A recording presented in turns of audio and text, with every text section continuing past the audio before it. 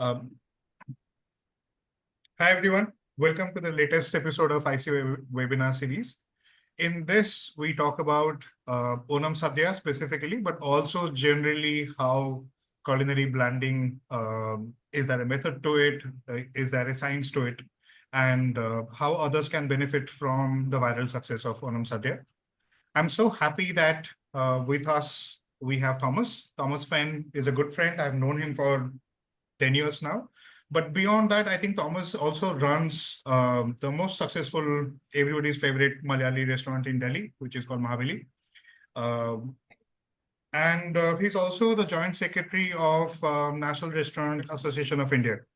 So what we are looking at is not just perspectives from the co-owner of one restaurant, but also somebody who represents the sector as a whole. Thank you so much, Thomas. Thank you for joining us today. Hey, great for having you. Happy to be here. And thank you for this opportunity. I think this will be the shortest chat that Thomas and I ever had. Generally, we start with one thread of conversation about something, and then it blows up to hour-long conversation. Today, we will try to keep it to 30 minutes. So, Thomas, I mean, I think, I have seen you run multiple sadyas. I mean, the dining, the deliveries, I've seen the madness around it.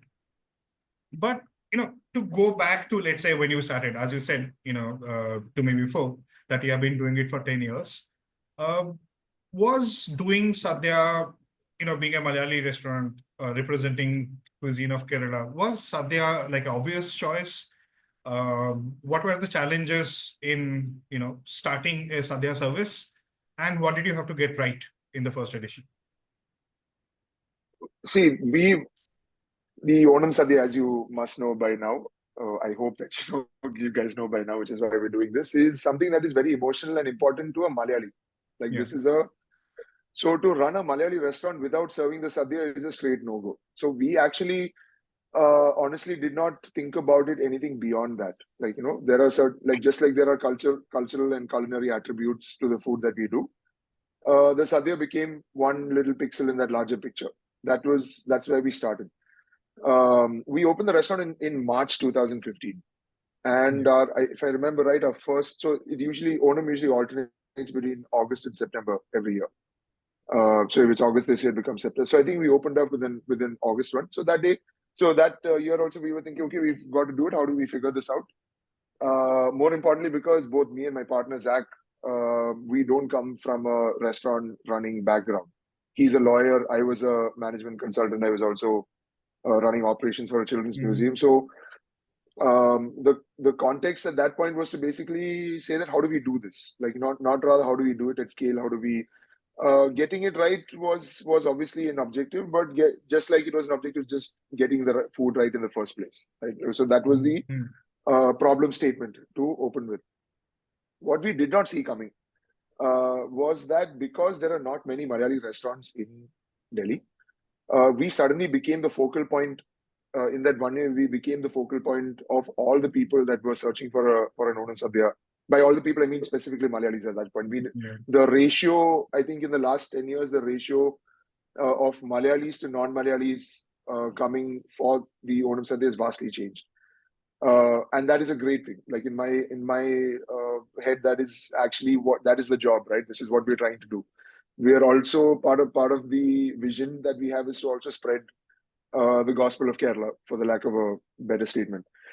So in the beginning, it was Malayali. So the core audience that we were also addressing were Malayali specifically. Now we were not prepared for it. Obviously, we are a 45 cover restaurant. We put out there was no Zomato or Swiggy or table reservations and all at that point. So literally, there is someone who's going to be on a phone taking your number down, saying, okay, you want it. There were no slots. There were no, we were just saying, okay, we're doing it for lunch. We'll be serving it between 12 o'clock to 3 o'clock. And that was it. That's basically we'll take your reservation down and done. On the day Delhi descended on us, we actually had, while we were a 40 cover restaurant, we had people waiting for over 3 hours, 4 hours. We were not prepared from a food production perspective for that kind of volume. So there was a lot of decision making that had to happen on the fly. So I think, to answer your question specifically, in the first few editions, the things that we had to get right obviously is taste, because with the taste comes the authenticity, and therefore, Malayalis would want to come, I would imagine, year on year, because we are offering them what they want in a format that makes sense to them. It is also very low margin for error kind of meal. It happens only once a year. It is linked to, like, Malayalis are emotional about it. So we made mistakes also, in terms of either, which led to poor customer experience. So what you're dealing with over there is not just, oh, you know what, you can just come back and we'll kind of fix this later, right? They as a customer have lost an opportunity that they've been waiting for all year, and you also have your hands tied. There's nothing much that you can do beyond apologizing profusely. So we had to get the taste right, number one. We had to get the format right. It is a very service, like a true blue authentic Sadhya experience is a service oriented one. Like, there's only so much that you can do when it is delivered to your house. And even in that service format, there is an order in which the dishes are served. It is a fairly vast menu. We do a version that has about 23 dishes. We also had the challenge of about 80% or 90% of our service staff at that point were non-Malayali, which means that helping them understand what is what, even from a nomenclature perspective, because what you don't want is somebody asking for something and the particular person who's serving does not even know what it is, right? And then progressively, the next year we also realized, crowd control is a big deal. We got to figure this out. We can't just open doors and wait for people to kind of stream in. And then, of course, matching, the back end operations production to kind of sync up with this expected crowd. So I think since year one, which was in 2015, we have been progressively increasing our scale of serving the Sadhya. What I mean is that in 2015, we had one lunch service. That was it, right? Progressively, it is now, we then decided, okay, there seems to be more demand that we can solve. And there's only so many people that you can seat in say 2 or 3 hours, right? So the question was, can we now, maybe increase the number of service sessions? So we then extended that to dinner. Then that dinner became, then one day of lunch and dinner became 2 days of lunch and dinner, became 3 days of lunch and dinner. And then we kind of, do delivery and takeaway also now. So the objective is also within that context, how much, how can we kind of increase? And by and large, how do we sync up all these things in parallel? So that's basically, first 2-3 years was basically honing that, getting the taste right, because we did, it's easy. It's probably, it's not easy, but it's probably okay to get the taste right on your first round of service. But can you do that consistently for 3 hours, 4 hours, then do it again it's also backbreaking work. You have to keep the team motivated. They need to, the chefs need to be on point on every single item through the day, over many, many days. So that's basically what we had to cover the first few years. Okay. But, how, I'll probably have one follow-up question. I mean, the first year when you opened your doors, I mean, obviously that was a bigger crowd than you expected. But did the composition of that surprise you in any way? Were there more people from, let's say, non-Malayalis than Malayalis? No. So in the first few years, I would say it was mostly, I would say about 80% Malayali itself. Because they are fundamentally the people that we're serving, right? Like they are the ones who know about the festival.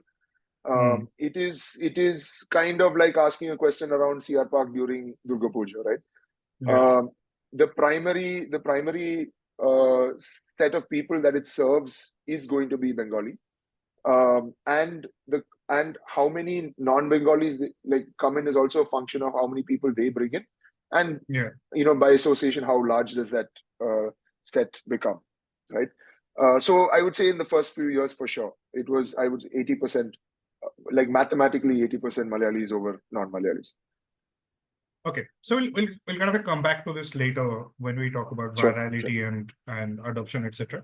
But for now, I think, how would you describe an ideal Onam Sadya? Because we have been talking about comparing Onam Sadya with other, let's say, food festivals from other regions, or if there are elements that we can take from Onam Sadya and apply to other cuisines. So in that, do you think there is something about the structure of Onam Sadya itself which made it so viral, or was there other factors that we don't know about? Okay, so I'll answer this in two parts. Mm-hmm. One, I'll just like spend a little bit of time to expand on what constitutes an authentic Onam Sadya, right? Number one, it is served on a banana leaf, not a paper leaf, not a green colored pad. It is literally Yeah, on a real fresh banana leaf. It contributes to the flavor. It contributes to how it's also like it's also traditional in our. So that's yeah, number one. Number two, the sadhya it's supposed to cover all the four flavor profiles. So sweet, salty, bitter, and sour. Right. So mm-hmm. so Yeah, all the items that you are seeing on your leaf pretty much fall in into either of one of four buckets on this front. Um, Rice is the primary carrier in all of this. There are no rotis. There are no separate grains. It is primarily rice, and there's a very specific kind of red rice that is used for this. Um, on top, you have hot pour-overs and non-hot pour-overs, right? So the hot pour-overs would be sambar, paripu curry, dal, etc. And the mm-hmm. you end with a non-hot one like buttermilk or tempered buttermilk or.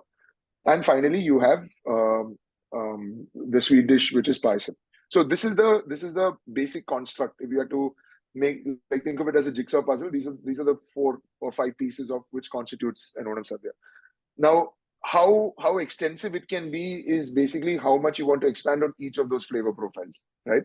So you could have 10 sweet things, you could have 10 sour things, but it's not necessary that you have that sort of that sort of opulence. So the version Yeah, that we serve has got 23 dishes in totality, covering all of these, including the paisam, rice, and everything. So these are the attributes of what makes of an ideal sadhya. What we didn't realize, or we realized with like in hindsight, when I look about how it kind of also took off, there are a couple of things by default which a sadhya also is, and this is also we also figured out true to be found to be true of Malayali cuisine in general. But I'll address it specifically for the sadhya. Number one, in an Indian context, very very important, it is fully vegetarian. So automatically, so especially in the north of India, you are now automatically becoming available and accessible to a large set of people. It agrees with the food eating habits of a large set of people. So if someone wants to come and try you, who is non-Malayali, and you're also in a locality which seemingly debatable, but seemingly mostly vegetarian as a mass product, it helps that the default state of this meal is that it is vegetarian. also Number two, makes your service easier, right? Not having to identify who's a vegetarian, who is a non-vegetarian at of the course, table. yeah, absolutely, Yeah, absolutely. yeah. Though we serve non-vegetarian sides, Hmm. which is ordered on this, but the default meal, when you just Yeah, walk yeah, into the got that. restaurant, Okay. is fully vegetarian. So there's nothing that you have to is this vegetarian, is that vegetarian? There's no question on your plate. All in Yeah, all, it is fully vegetarian, and that I think helped the marketability of the product inherently. The fact that it was vegetarian hmm. automatically opened you up to a very very large set of people who are not native Malayalis, right? Number two, most of the items are also gluten free. So in a modern context, it's not vegan though, because there is a fair amount of dairy that is used in most of the dishes, but it is gluten free, which meant that with modern allergies coming into play, you are now also a meal that a person can safely Hmm. have. Number three, in a restaurant context, usually what you remember as, what I think at least you remember as a memorable restaurant experience, either has outstanding food, which is a given, right? Or there is some level of table side drama involved, right? Like like if you go Hmm. to one of those Italian restaurants with raclette cheese, they bring it onto the table, they're burning it with a blowtorch, and they're kind of splashing the melted cheese onto your. Uh, so some form of table side drama helps enhance that experience. The Onam Sadhya is all about table side drama. It is fully service driven. Yeah. There is a lot of action, right? Like there's a lot of movement, there's a lot of color, there's a lot of general sense of busyness going on whenever you enter a space which is serving the sadhya. Which is why I think if you've never had a sadhya before, for the love of God, do not go to a five-star restaurant. Um, Simply because it cuts away from few attributes which make it a fun experience, right? Like there has to be spills, there has to be like people looking rushed, there has to be, everything is a little busy, it's in like things are in a hurry, it's coming on your plate at a certain speed. Over there, niceties are there, but it's not niceties in a five-star kind of way, right? Like, so to kind of dress it up in a like in a very fancy way, I feel takes away from what an authentic Onam Sadhya experience is. Um, Number two, sorry, and fourthly, I already mentioned this. It's a very colorful meal. There's a lot of color. There. You have a green leaf. You've got pink, yellow, white. A lot of popping colors happening on a leaf. So you're, by design, you're also, though not intended, you're actually giving a customer a lot of photo taking opportunities, either by way of, and as much as I hate to admit it, it is in today's context that is important.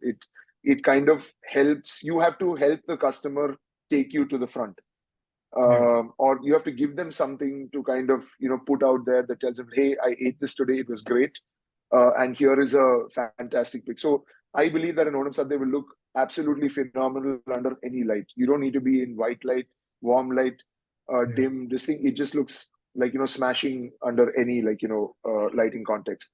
Also, there's also photo taking opportunities from the clothing that people wear around it, right? Like there is, you wear traditional attire, which is in itself like a great it's an ancillary what do you say, benefit. But people turning up for the Onam Sadhya, even if they're not Malayali, do end up dressing the part. Um, though interestingly, now we do the Sadhya twice a year, right? There is, from a festival context, there is Onam, which happens in August, September, and there is Vishu, which happens in April, March. Right? These are the two times of the year that we serve the Sadhya, and that is the two times that Kerala also eats it. Now, surprisingly, all these things are true of the Vishu Sadhya also. It is from a product perspective, there is not much to separate the two, right? The thing that is separating is the time of year that it happens.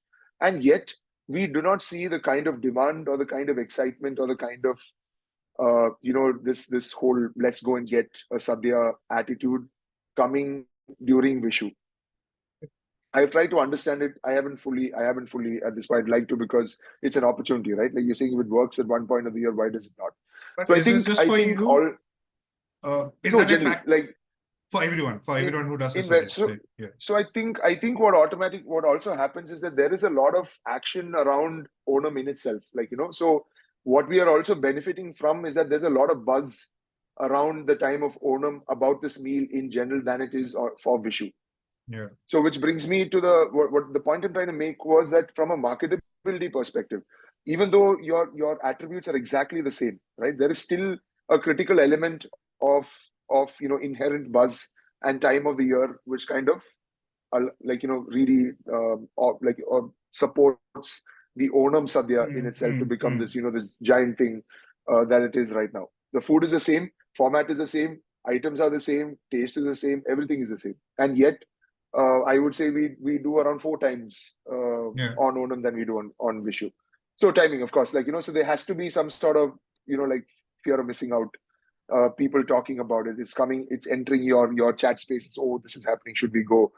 Somehow, all of these things, all of these little vectors start intersecting during Onam. Uh, okay. So you made a very interesting comparison. I don't think we have talked about this before. Between, let's say, Malayali, the Onam Sadhya and the Bengali food during the time of Durga Pujas.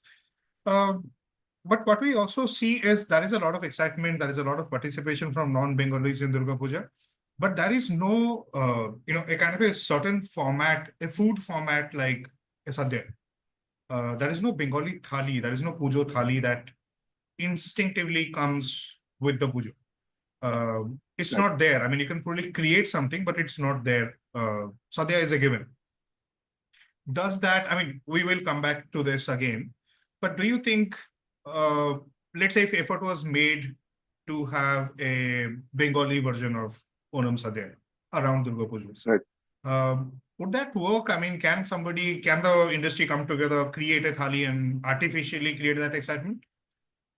It can and cannot. So, like I said, like the Sadhya had a few things going for it, right? A, Yeah, vegetarian. B, colorful. C, it is also associated with the festival, right? Now, now you're telling me that the like there is no context of a thali during Durga Puja, right? Which means that any sort of effort that goes behind it in my head would be in some form or the other a manufactured one. Like you're trying to tell a story yeah, rather than it inherently being there. So you will never be able to win the traditional war on that front, right? Like it'll never fit that bill. But I think there is always the thali principle always works with a customer, because for someone who's not familiar with a particular cuisine, it actually takes away the fatigue of choice. All you have to yes, do is sit in front of this leaf over here. Everything automatically comes. You don't have to ask, okay, what is this? What is this? I'd like to order this. I'd have to mix this. It's all coming. It's being presented to you in a format which is easy for you to understand. It takes away the the vagaries of choice, and more importantly, you are getting it for a fixed price, right? Whether I consume two of these items or 23 of these items, the cost to me doesn't change.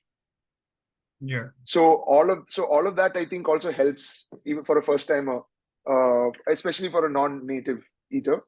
Like if I'm not Bengali, but if I had the opportunity to eat something like this as a way, or a, like like a doorway into, and just trying out what Bengali food is all about, I would. Now, would I actually go to a Bengali restaurant and order 20 items? Maybe not, because I just wouldn't know what goes with yeah. what.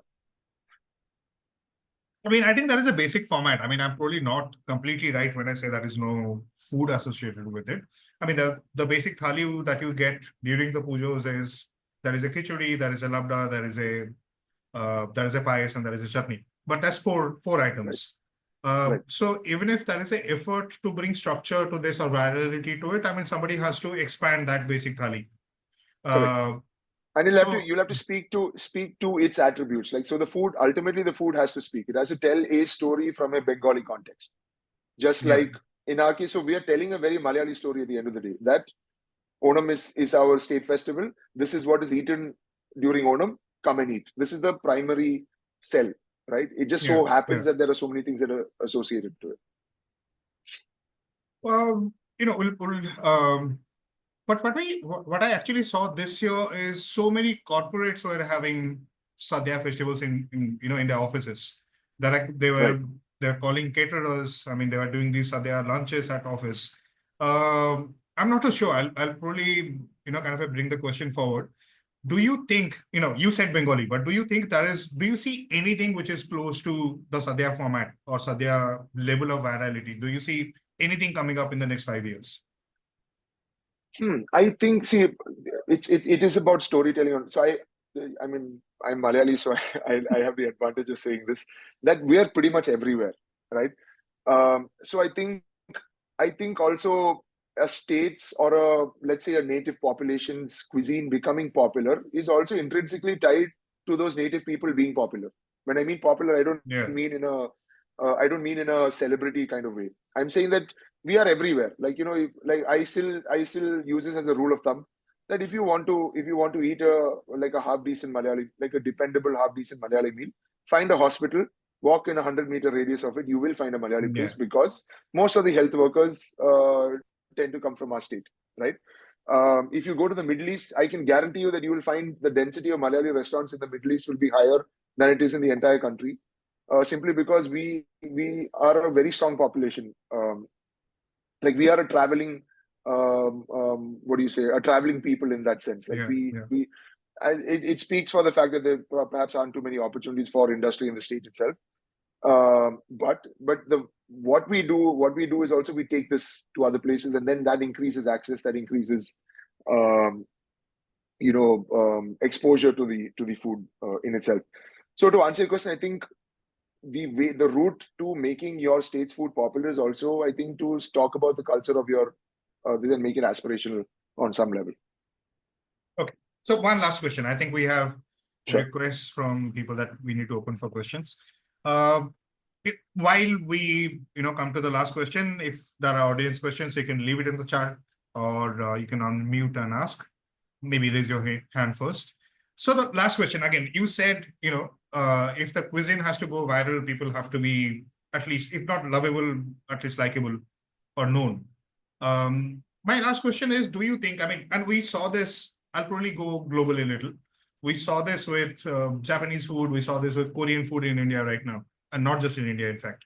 There was a certain amount of interest in Korean cinema, Korean music, other cultural attributes of Korea.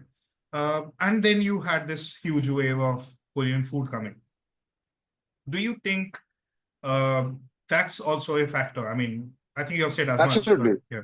Absolutely. So cultural aspects, there are primarily three or four cultural aspects to any, let's call it race of people. Food is a very important part of it. So I put it right up on top. How a set of people eat is very important. Two, let's call it art, right? Like when I mean art, I mean like mass media art, like films, music, theater, and also tourism also helps. Yeah. And more importantly, access to tourism. So it doesn't matter if the cuisine is the best on the planet if people cannot actually go there and experience it and develop some level of or set a bar or parameter on what constitutes authenticity. So what has also happened in parallel is that Malayalam cinema has become ultra popular. Malayalam music has become ultra popular. Tourism to Kerala has always been popular, but especially in the wake of the pandemic, domestic travel became a lot more affordable and a lot more accessible. Kerala has been a spot that people want to go to all the time. So when they go there, there's also now a reference point being built that when I went to Kerala, I ate this. Now where can I find it? Exactly the same things that happen with Korean food. Or Japanese for them. I think it's true of Japanese more than Korean. Korean maybe happened in the last 5-6 years. Japanese food always had this idea of sophistication and finesse around it. So I think these all feed into each other. So I think more Malayalam cinema probably sells because people like the food also. I think more food sells because people like the music. And also as culturally, there is also a very strong link in our art. Like we also speak about food in movies in a very distinct way. There are references to things that people eat when they're growing up in specific movies. I don't know. There's a very popular Fahd Fazil movie. I'm only saying Fahd Fazil because he's pretty mainstream right now. It's called Malik. That movie opens. He's a gangster, right? Gangster is the wrong word for it. He's above the law and below the law also. And the movie opens with a wedding scene, and it's following this hand serving biryani, right? Like so, and there is a reason why they do it. They're setting cultural context. There's a very close relationship that people also have with biryani and the smell that hits. And there's something very primal happening by choosing for the director to choose that as an opening scene. So when I mean food, we're also linked. Like the way we also consume food is very, very intrinsically linked in our art and culture. And that helps for sure. That helps. Yeah. So we have the first question from Tanushree. What I want to know, Thomas, is has the interest in Onam Sadya led to overall greater interest in Malayali food throughout the year? And if yes, which came first? Interest in the cuisine led to greater interest in Sadya or vice versa? Very good question. I think we don't have a lot of history beyond 10 years, right? Let me put it this way.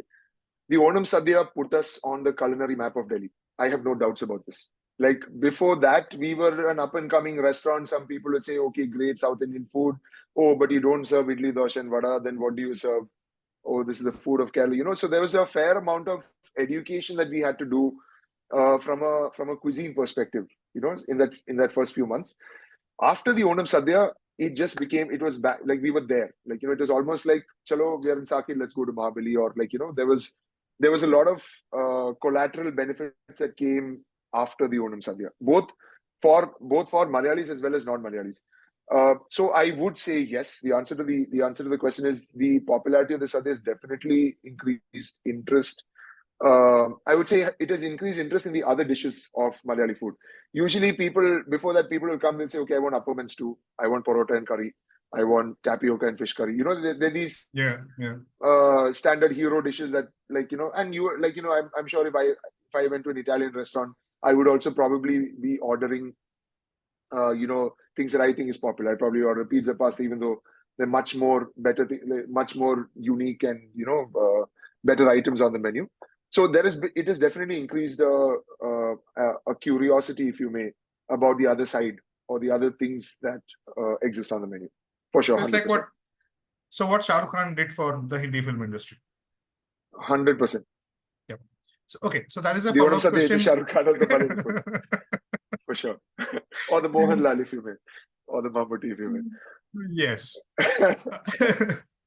Okay, so we have another question from Tanushri, but if anybody else has a question, we'll probably take that. Brijesh has a question. Okay. So how do you manage large crowd with 45 place sitting? What is the biggest challenge for you as a restaurant? Sorry, ask me the question again. I lost you in the middle. How do you manage large crowd with a 45 place sitting? And what is the biggest challenge for you as a restaurant? I think waiting time, right? We have seen that. Oh, right. Oh, yeah. Now we've got this down to a science. Okay, so the way it operates in today's terms, we have slots, right? When you make a reservation, it is for a specific slot. Each slot is either 45 minutes or an hour, depending on whether you're on lunch or dinner. We do not do walk-in customers anymore. Every single person who is coming to the restaurant for the Onam Sadya is now pre-reserved, fully paid up front. So for us, it helps. It builds predictability for us. It leads to lesser food wastage. We are able to manage crowds much better. So unfortunately, it also puts you in the position of having to say no, right? Which means that once I've hit my capacity, I've hit my capacity. I can't magically, increase my seating space. So we've been doing this over 2 years, and I'm actually quite proud to say that we haven't had a single failed delivery order. We haven't had a single. There might be a wait from time to time, sometimes a slot which is supposed to finish in 45 might finish in an hour. So outside of that, we've not had any errors. We've not had waiting customers, and more importantly, I think it's only fair that customers know when their seating time is, and get it done. You talked about delivery, so I'm just sharing the screen, showing that image. Oh, yes. That you sent me. Yeah. What we also did was progressively on the days of Onam, right? We don't serve a regular a la carte menu. On those 3 days, the only thing available at the restaurant is the Onam Sadya. So this helps us both from a production perspective that we don't have to. It also cuts a lot of time waste. So what you don't want is because they're time slots, right? And every single table is now very valuable real estate from a Sadhya perspective. So what you don't want is time being wasted. Oh, here is a menu. Okay, let me ask what I want. There's this discussion that goes around. So we take away choice completely. When you come, there is we also take away time wasted in terms of bill payments. There is no after bill. It's all prepaid. If you have a reservation at the restaurant for the Onam Sadya, it also means that you made your payment. So we save a lot of time on do I pay by UPI, my card? I don't have network over here. Shall I go out? Here is my screenshot. There is zero. So you come, as you sit down, automatically food is served. Once you're done, the meal is done and you walk away. So we've now kind of really cut out. We've learned over the years what are the important aspects and what are not. And that helps us also to serve a larger number of people, because every single minute shaved off each table ultimately increases the number of the amount of time that you can serve it for, and therefore the number of people that you can serve. Okay. For context, we serve around 1,600 sadhyas over 2.5 days across the board out of a 40 cover restaurant. Like I'm saying, the production is it's a sum total of dine-in, delivery, and takeaway, but it's somewhere in the range of anywhere between 1,500 to 1,800, and that's massive scale for that one little small thing. That's massive scale. Okay, so if anybody was wondering where Thomas made all his money, so that is the answer. Yeah. Okay, so we have another question from Ruth. Considering how commercial Sadhya has gone during the season, should restaurants do anything to ensure that people actually appreciate the cultural significance and story of it, than simply making it something to take off of social media? I think my job is limited in that. There's only so far I can do, right? If people are coming not for the story behind it, they're coming just for the food, I don't think it is my job to kind of cut them away from that. Which is why we try to stay with the Sadhya. We always try to stay on center as much as possible. We do not deviate from what is, there is no alt sadhya. I mean, we do concepts around it. Like, for example, we did a fully non-vegetarian sadhya once, not for Onam. We did it in the time of Onam. We were like, okay, anyways, we're doing this. It's an exciting thing to do, right? So where we flipped each and every vegetarian item into a non-vegetarian one. So while we've done concepts like that, we are pretty traditional in how we act, because that's what people want. Like, they're not looking for a twist on the Onam Sadhya. They want the actual Onam Sadhya. So see, from a food, like we try to tell the story also. What is the significance of the food? Why is it happening? But beyond the point, look, education in terms of what a festival is supposed to be. It's as asking, like, do people go on Ramzan? Do they go for the biryani, or do they go for what the festival actually stands for? Right? And I think a place serving the biryani in this particular context should, the best they can do is probably adhere to the principles of what the festival is. Right? Beyond that, it's the customer's choice. Yeah. Like, I feel like it should be open. Why you and I would want to eat a sadhya should not. That's how that it's also what diversity of food brings in, right? We all eat these meals for different reasons. And I think we must be accepting of all that as much as possible. So if they're coming in just for that photograph or the social media takeoff, why not? I mean, like, that's, as long as, someone else has got the opportunity to do it for the said reasons that it's supposed to be, why not? So what we have, I mean, I think there is also space for a boutique sadhya, if that's a phrase. It exists already. There are quite a few boutiques sadhyas. In fact, Marina Balachandran, yes. Marina does she's called That Talisheri Girl. She does a very sought after and very good boutique sadhya. Like a across the smaller country, in table fact. where you can tell stories and, the Correct. way we used to Correct. do up. Yeah. So she really leans into the traditional aspect, and also ingredients that is being used, order that it's served, and that you can only do on a scale like that, like on a small scale, intimate setting where you can actually have the space for like conversation. Like, you can't create a boutique experience in a 1,000 sadhya situation. The problem statement is wildly different. Nobody's got the time for it. When I mean nobody, I don't mean me. I'd love to do it, but even a customer is not willing to listen to it. Maybe keep a copy of the Chef Arun's book on the table. Maybe keep absolutely. Okay, so we'll just come back to Tanushri's second question and then wrap it up. So Sure. Her second question is not just in the context of Mahabelly, but you mentioned about the need to train the service staff, but what about the kitchen staff? We know that the industry is dominated by staff from certain states, but not necessarily Kerala. Does that keep Sadhya exclusive in certain ways? Not really. I think there are two aspects. Now, I speak with a fair amount of authority on this because I am not a chef myself, right? What Zach and I do have is a reference point. Like, I might not be able to cook an authentic sadhya, but if I taste one, I would know that this is it, right? Now, people from the state of Kerala, if you have chefs from Kerala, they come automatically built in with that reference point.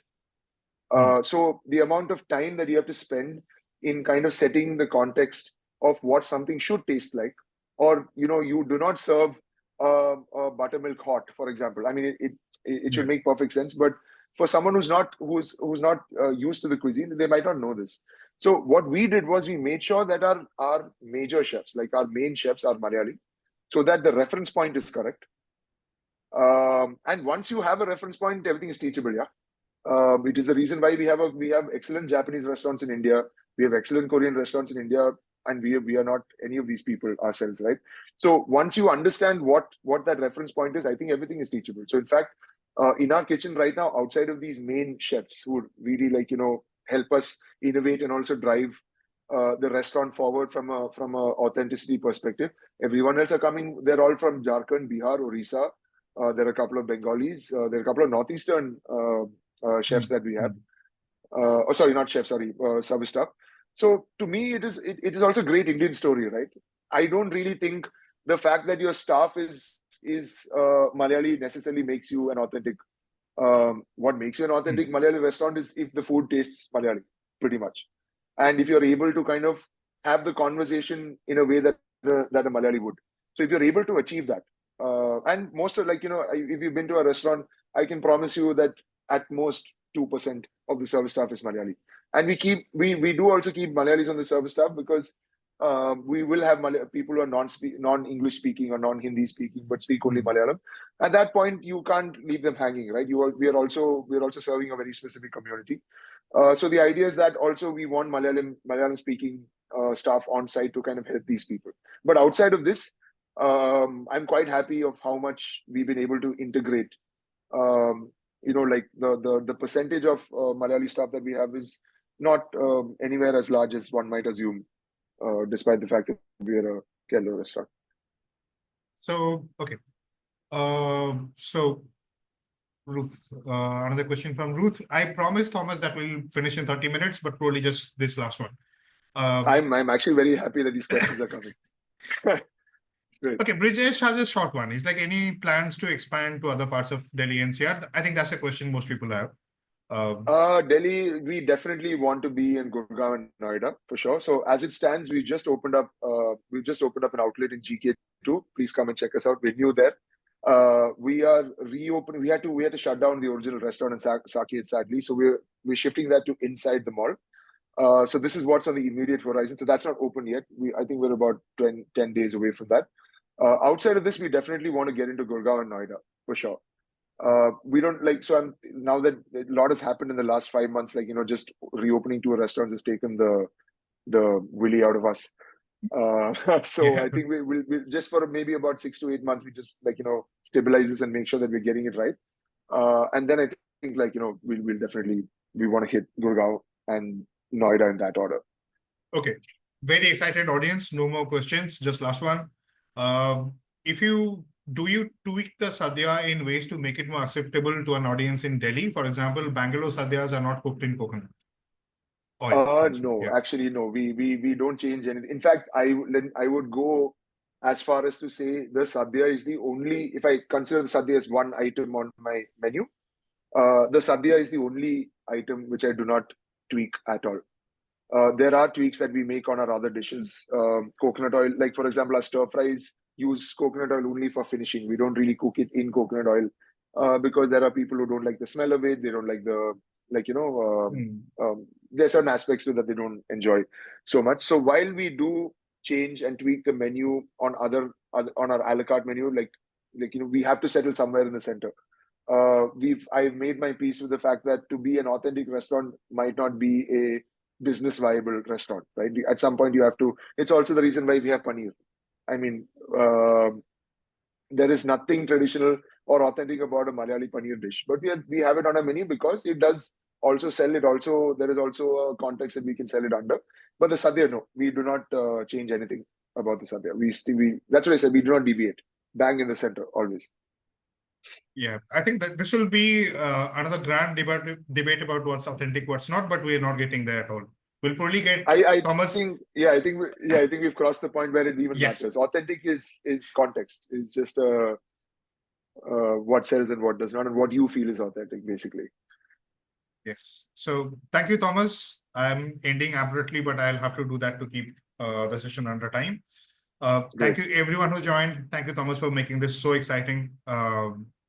Thanks a lot for having me. Sadhyas. Thank you, Thomas. See you guys. Bye-bye.